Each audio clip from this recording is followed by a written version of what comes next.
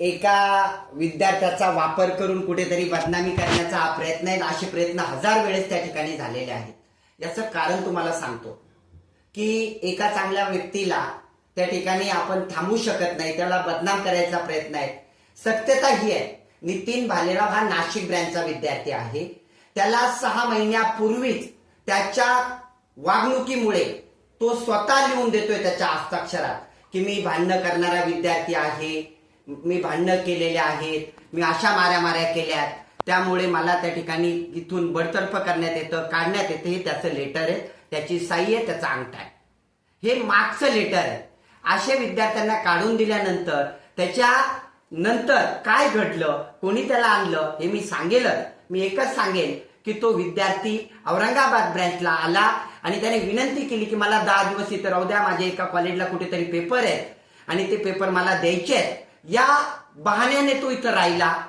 त्या ठिकाणी पेपर त्याचे असतील नसतील तो प्रश्न नंतर, आणि तो राहिला आणि त्याने खोटे नाटे करून एक केस दाखल करण्याचा प्रयत्न केला. ही अक्षरशः खोटी केस आहे आणि हे लवकरच प्रूफ होईल आणि त्यात त्याचे प्रूफ आमच्याकडे आहेत. आम्ही ते मीडियाला आणि सगळ्या ठिकाणी दाखवू. मला एकच कळतं की त्याच्यात केलेले आरोप, जेवणाच्या बाबतीत आरोप केलाय. मी एक सांगतो, अन्नदान सर्वात श्रेष्ठ दान. गरुड झेपला दररोज 200 लोक फ्री जेवतात, आलेले पालक जेवतात. आम्ही काय क्वालिटी देतो हे सर्व महाराष्ट्राला माहिती आहे, निकाल माहिती आहेत. आणि त्यामुळे कुठेही राजकारण करू नका. राजकारण राजकारणाच्या ठिकाणी असतं आणि कोणाला बदनाम करून तुम्ही कधीच मोठे होणार नाही, हे मी तुम्हाला सांगेन.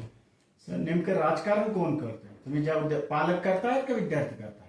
किंवा पालक विद्यार्थी कधीच राजकारण करत नाही, पण त्यांना करून घडवणारे दुसरे असतात. याच्या मागचे हिरे वेगळे आहेत आणि ते लवकरच पुढे येतील. आणि मी एकच सांगेन, आम्ही सत्याच्या मार्गाने चालतोय, सत्याने चालतोय, त्यामुळे आम्हाला कोणाची भीती नाही. आमच्याकडे प्रूफ आहेत आणि हे प्रूफ कोर्टामध्ये वारंवार सिद्ध झालेले आहेत. मागे असाच एका विद्यार्थिनीला त्या ठिकाणी विद्यार्थिनीचा वापर करून असा प्रयत्न झाला होता. आता दुसऱ्यांदा करतायत, ते लगेच उघडे होईल आणि सत्य बाहेर येईल, एवढंच सांगेल.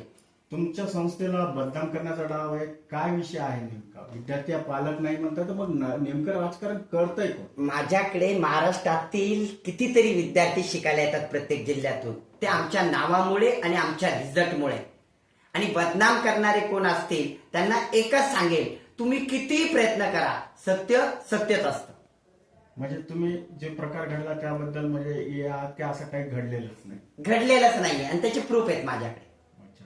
आणि ज्यांच्या काही रेकॉर्डिंग व्हायरल होत आहेत त्याच्यात उल्लेख केलेला आहे, तुमचे काही सर आहेत त्या पालकांशी बोलतायत की ते म्हणतायत की बाबा हो घटना घडलेली आहे?